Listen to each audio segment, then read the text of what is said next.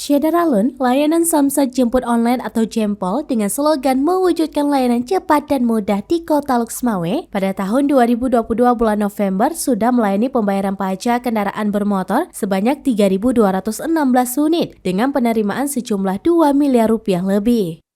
Hal itu merupakan layanan unggulan pembayaran pajak kendaraan bermotor yang ada di Luxmawe.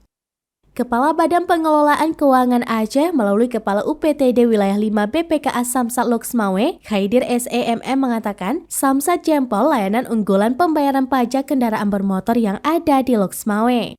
Ia menyebutkan hal ini terlihat dari data penerimaan setiap bulannya, di mana dalam 3 bulan terakhir di saat layanan Samsat Jempol fokus pada layanan warung kopi mengalami peningkatan yang signifikan.